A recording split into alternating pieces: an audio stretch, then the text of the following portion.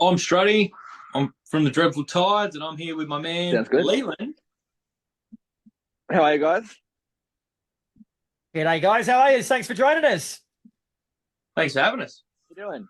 Hi, absolute pleasure. So we're here today because the Dreadful Tides have recently dropped your new single, Fire in the Hole. Now, how's the early reception been for it? It's been awesome. Like, it has actually really, really surprised us this time how much everyone has just loved the track. You know, the amount of messages we've got off people and the appreciation from so many different people. We've also, managed to get airplay in multiple countries already. This early on for us to sort of start picking up other countries and, getting out that far is pretty awesome. So the reception has been phenomenal. Oh, so tell us a bit more about the song from a musical point of view and what you were going for with it.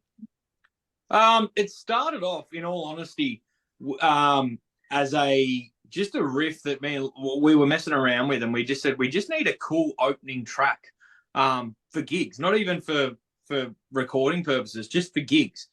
So me and Leland kind of messed around with a few things, and the music has stayed pretty solid for that track the whole time.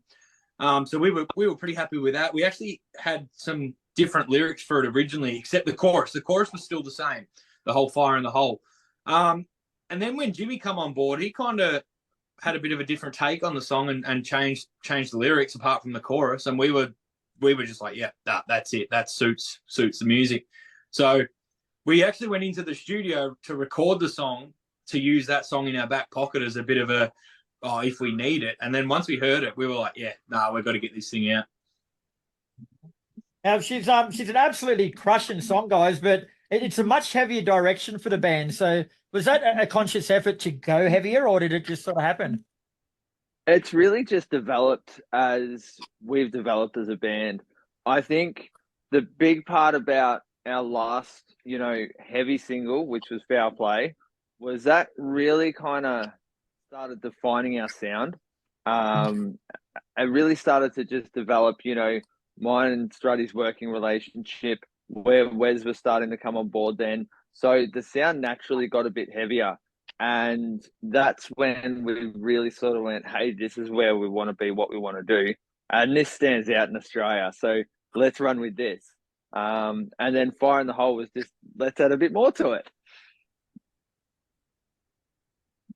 Yeah, and the song also introduces your new vocalist, Jimmy. So introduce us to him. Tell us what he brings to the band. How's he fitting in?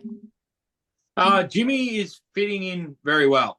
He's 6'5", so he stands out in any room.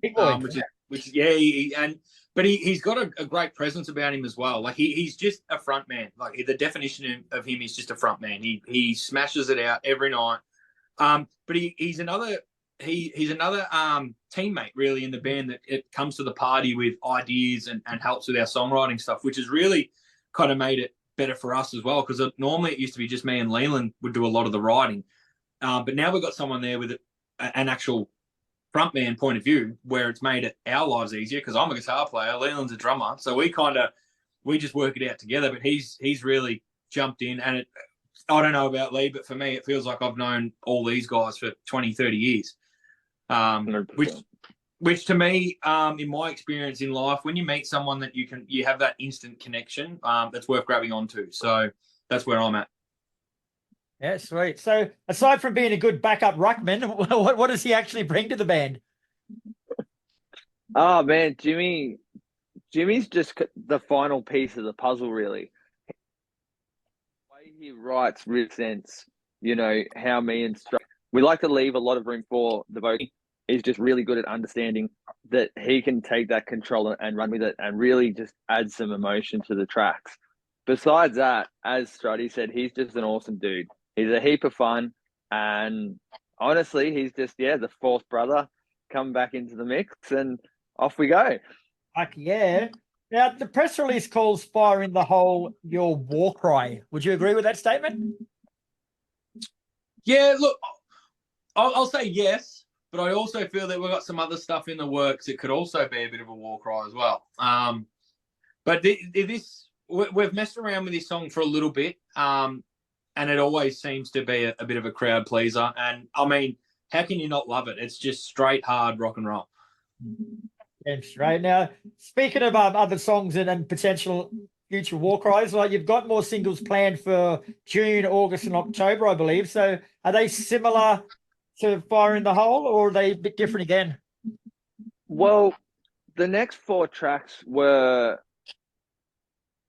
really us coming out and saying who we are, you know. And all the tracks were actually written and the music was recorded before Jimmy originally come on. So we already had these ready to go, and he's really just gone through and added his element on top. The bonus with that is we've had time to develop the songs and make sure that they're right. Next song for us is jumping back on a bit more of a commercial way to go. And we've written it solidly just to make sure we get the radio airplay and really sort of focus the next single there. Our first single was really, you know, Fire is about just introducing Jimmy and making sure, you know, everyone knows who Jimmy is and everyone remembers him. After that, we've got some pretty awesome surprises for you, actually. Nice, can't wait to hear them. But are they part of a bigger album picture, guys, or are they just standalone singles? Look, at the moment, we're still working out what we want to do. We think that the tracks all have potential, so I feel that we would like to release each track as a single.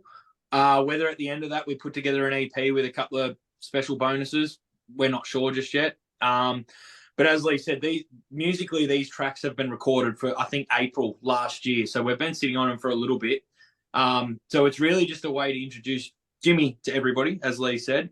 But I think each song deserves their own time. So at the moment, I feel that we're just going to push the singles and then look at maybe doing something a little bit later on after these tracks are kind of out. Great. So along those lines, guys, like, how would you say that the Dreadful Tide sound has changed or grown from your debut single Crazy in 2021 to this new material you're putting out? That's a great question because it comes from so many different levels. The biggest thing is we just keep growing closer. You know, the way that we write, we are really looking at the way that our music can speak for itself and the way that we can put it and what we can do. So it just keeps growing. That's the thing. It just keeps growing and getting better and better. Dustin? Yeah, for me, I feel so the songs like Crazy and stuff like that, a lot of those songs were written kind of before we were, I would say, an actual band.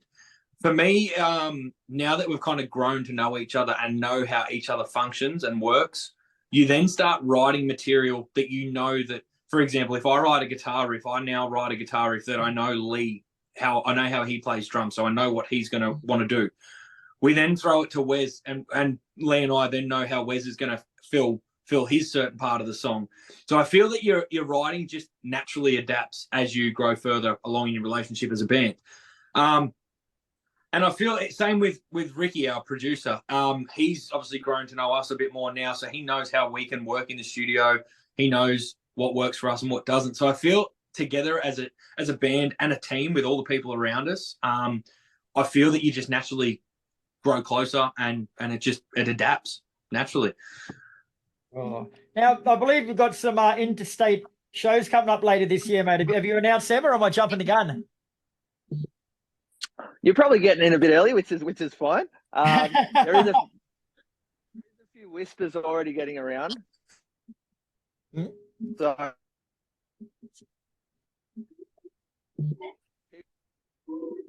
people have been honoured us. We're going to be starting in April. We're going to July 20. We're going to be going to Adelaide, and then later on in the year we're going to be seeing Brisbane. Try and get through Sydney as well, and yeah, we're going to look at Tassie towards the end of the year, and yeah, we're going to get a few announcements out over the next few months. Very nice, guys. All right, well, thanks very much for your time. It's been a pleasure as always. The single Fire in the Hole is out now, and if you've never heard the Dreadful Tides before, I don't often do this, but they've got the heavy seal of approval. Check them out because it's a fucking great song.